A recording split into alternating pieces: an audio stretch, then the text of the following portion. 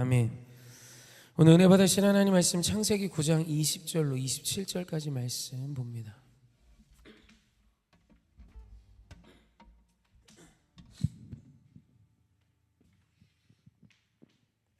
창세기 9장 20절로 27절.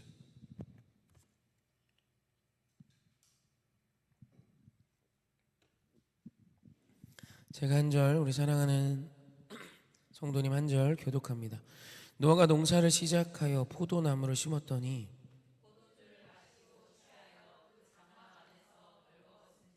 가나안의 아버지 함이 그의 아버지 하체를 보고 밖으로 나가서 그의 두 형제에게 알림해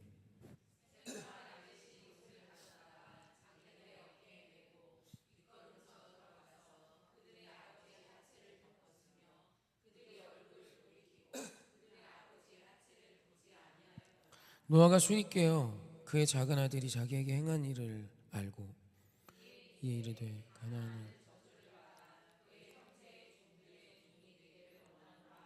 또 이르되 셈의 하나님 여호와를 찬송하리로다. 가나안은 셈의 종이 되고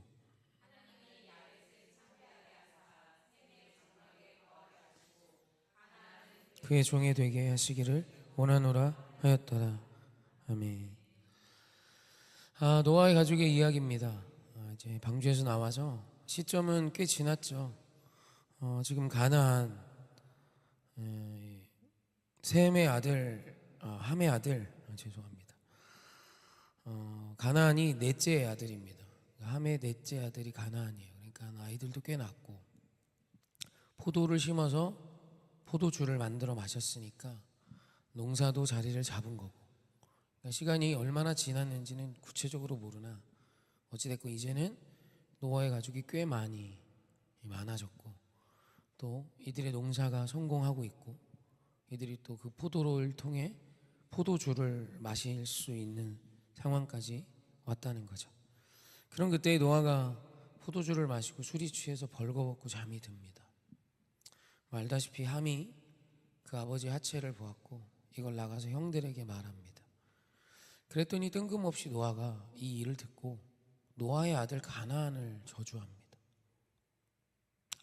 노아의 아들이 함의 아들 가나안을 저주합니까? 자기 손자죠. 그렇게 해서 종이 되게 해요.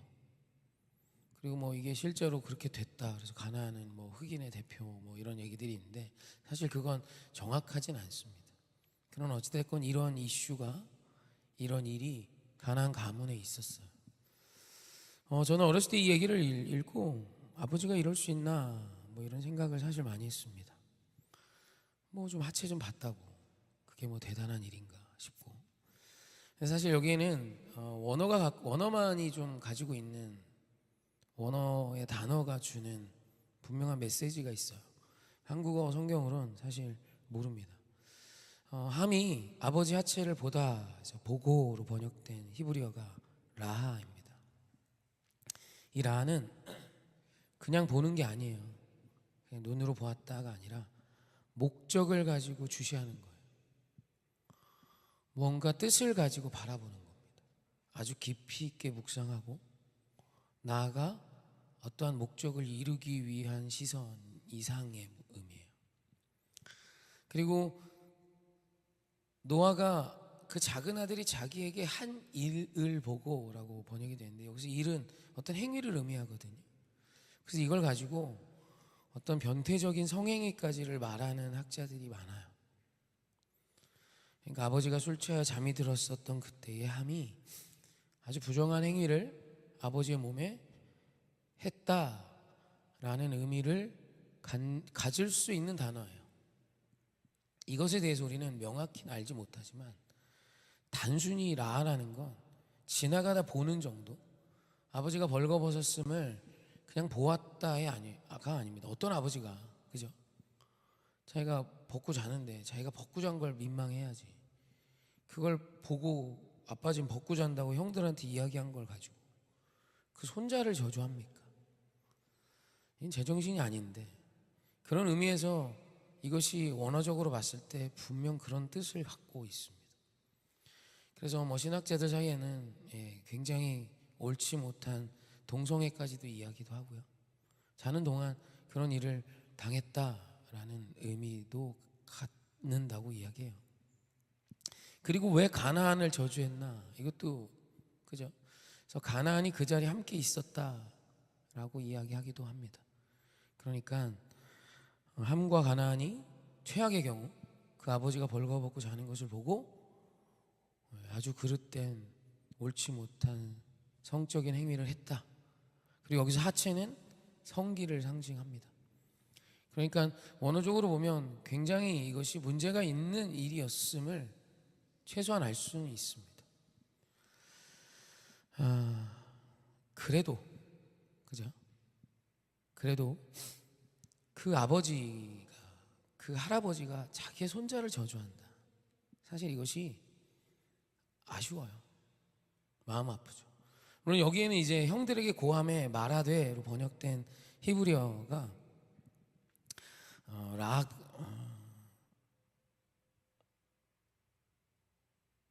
나가드인데 죄송합니다. 나가드인데 이게 선언하다, 누설하다라는 뜻과 함께 배반하다라는 뜻도 갖고 있어요. 그러니까 지금 그 아버지의 흠을 들춰냈던 거죠. 여러 가지로 아무튼 함의 선택, 함의 모습은 옳지 않았습니다. 그리고 노아는 이 얘기를 듣고 너무너무 흥분했고 그 이야기를 들은 노아는 그의 손자 가나안을 저주했어요. 오늘 우리가 좀 이 말씀을 통해 알았으면 하는 것이 이 모든 문제의 시작이 포도주였습니다. 사실 포도주를 먹고 취하지만 않았어도, 포도주를 좀 적당히 마시고 정신만 가다듬었어도 이런 사달은 일어나지 않았어요. 그런데 애석하게도 오늘 우리의 인생이 이래요. 이건 노아만의 이야기가 아니라 시작은 아무것도 아니었어요. 그때 당시 포도주는 지금 우리의 와인의 개념을 뛰어넘은 약간은 정말 생존의 의미를 담고 있단 말이에요. 포도주는 그냥 음료예요. 물이 부족한 그곳, 석회질인 그 지역에서 물은 그저 이들이 음료로 대행해서 먹을 수밖에 없었던 이유도 갖고 있어요. 그래서 이걸 과하게 마시면 취했겠죠. 노아는 그 포도주를 아주 거나하게 먹었고 정신을 차릴 수 없을 만큼 깊이 취했어요. 그래서 자신의 하체를 드러낼 만큼 벌거벗고 잠이 들었죠. 사실 이것이 단초였습니다. 시작이에요. 그리고 그 시작을 누구든지 끊어낼 수 있었어요. 그렇게 자고 있는 아버지를 보고 자기에게 그런 욕망과 욕구가 있다 할지라도 아버지고 오늘 그것이 옳지 않음을 알고 있기에 그 아버지의 흠을 덮어주고 지나가는 함이었으면 되잖아요. 그 아들 가나안이 같이 있었는지는 잘 모르지만 만약 그 가나안이 같이 있었다면 둘 중 하나라도 이런 일이 옳지 않음을 이야기하고 멈출 수 있었다는 것이죠.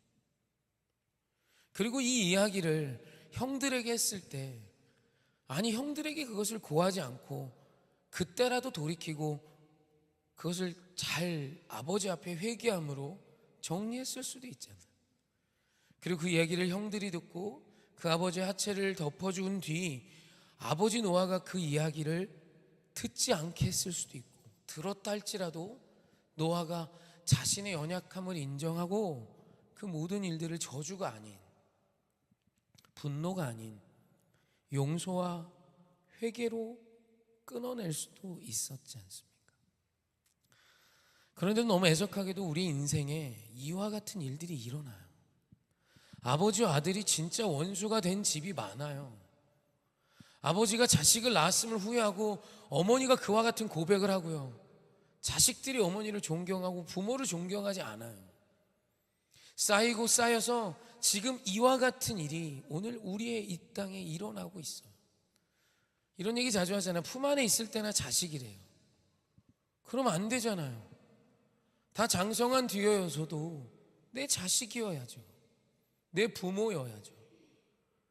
그런데 오늘 우리 인생, 우리 인간의 역사를 보면 우리의 가정 안에 이런 일이 계속 일어나요. 죄의 굴레가 계속 돌고 있는 거예요. 누구 하나라도 멈출 수 있었어요. 누구 하나라도 이 일을 시작하지 않을 수 있었고 이 일의 단초가 됐던 포도주로부터 여러 죄들이 쌓여 저주가 돼서 그 가문이, 그 아들들의 후세대가 아픔을 겪지 않을 수 있는 일이 있을 수 있었단 말이에요. 여러분, 오늘 이 모든 죄의 굴레를 끊어내는 자들로 부르시는 사람들이 저와 여러분입니다. 그리고 이 굴레를 끊어내시기 위해 예수님이 오신 거예요. 예수를 믿는 우리가 이 세상에서 해야 하는 역할은 죄의 굴레를 끊어내는 사람이 되는 것입니다. 사도 바울이 참 많이 억울한 일을 당합니다. 귀신 들린 여인을 치료해 줬더니 옷이 벗겨졌고요, 벌거벗은 채 얼마나 맞았는지 한밤중에서야 정신이 들어요. 손과 발에는 착고가 채워졌고 사도 바울을 모함했던 상인들, 그 귀신 들린 여종을 통해 수익을 취했던 점주들이, 사장들이 그 공권력과 결탁해서 바울과 신라를 억울하게 투옥시켰고 때렸습니다. 그런 그때 바울과 신라의 마음에 왜 분이 없겠습니까? 어떤 인간이 사람 아닙니까? 화나는 마음이 없겠습니까? 화나는 마음도 있었지만 우리 하나님이 내게 주신 은혜를 선택했어요. 그리고 바울과 신라는 예배드립니다. 그 옥에서 온 몸이 멍투성에 찢어지고 때려서 터진 살을 부여잡고 손발이 착고에 채인 채 옥 안에서 둘이 찬양해요. 그랬더니 온 죄수들이 듣습니다. 그랬더니 옥문이 흔들리고 문이 열리고 착고가 풀어지는 기적이 일어납니다. 그럼 어떻게 해요? 우리 어떻게 해요? 99.9는 나가야죠. 하나님이 여셨다, 그죠? 근데 바울과 신라 안 나갑니다. 못 나갔던 건지. 그러고 보니 옆에 있던 로마의 간수장이 자결하려고요. 왜냐하면 죽음으로 갚아야 되거든요. 내가 빨리 죽어야 내 가족이라도 살릴 수 있을 수 있는 그런 로마 법이 있었습니다. 그래서 죽으려고 하자 바울과 신라가 그를 멈추고 그 간수장이 바울과 신라 앞에 무릎을 꿇으며 그 가정을 구원케 해요. 여러분, 인간이 인간에게 할 수 있는 최고의 악을 바울과 신라에게 쏟아 부었습니다. 거짓말했고요, 착한 일한 바울과 신라를 거짓 모함으로 투옥시키는 건로도 모자라 그들을 벌거벗겼고, 얼마나 많이 맞았는지 밤이 돼서 정신이 들 만큼 살이 터지도록 맞았습니다. 그러고 나면 우리는 평생 그 상처를 끌어안고 평생 그 사람의 사돈의 팔촌까지 저주하며 살지도 몰라요. 그게 인간의 본성이고 죄성입니다. 그런 그때 바울과 신라가 어떤 선택을 합니까? 찬양이에요. 기도입니다. 끊어내는 거예요. 잘라내는 겁니다. 오늘 이 저주가, 이 죄가 나에게 와서 선이 되어 가기를. 그랬더니 바울과 신라를 통해 무슨 일을 이루십니까? 자신을 때렸던 자들을 복수해 주시는 하나님이 아니라 바울과 신라의 찬양과 기도를 들으시고 간수장의 가문을 구원하는 기적의 통로가 돼요. 너무 다른 이야기죠. 오늘 성경 안에는 이 이야기가 있습니다. 예수로 살아가는 우리에게 의탁하시고 부탁하신 첫 번째 공동체인 우리의 가정을 예수의 이름으로 잘 지키십시오. 여러분, 그게 우리에게 주신 아주 중요한 사명입니다. 아버지 노아가 당대 의인이라 일컬어졌고 방주를 짓는데 길게는 100년 이상을 수고했던 그 노아조차도 술이 취해 자신의 몸에 해서는 안 될 일을 했다는 그 함의 이야기, 가나안의 이야기를 듣고 그 자식들을 저주했던 노아의 이 굴레를 우리는 끊어내야 합니다. 바울처럼, 다윗처럼 끝까지 자기를 죽이려던 사울의 옷자락을 잘라오고서도 찔려서 그를 죽이지 않고 그의 옷자락을 베어온 것만으로도 마음이 뛰어서 가슴이 찔려 했던 다윗의 이 미련함이 오늘 저와 여러분에게 시작됐으면 좋겠습니다. 그래서 하나님이 예수로 미련한 당신을 통해 놀라운 일을 이루실 줄 믿습니다. 이것이 놀라운 하나님이 우리에게 말씀하시는 은혜며 우리에게 기대하시는, 또 원하시는 하루하루가 아닐까요? 이 하루도 원수가 아닌 더 사랑하는 사람들을 세워가셨으면 좋겠습니다. 우리의 왕이 되신 예수 그리스도를 따르며 그분의 뜻을 쫓아 죄의 굴레를 끊어내는 저와 여러분 되십시다.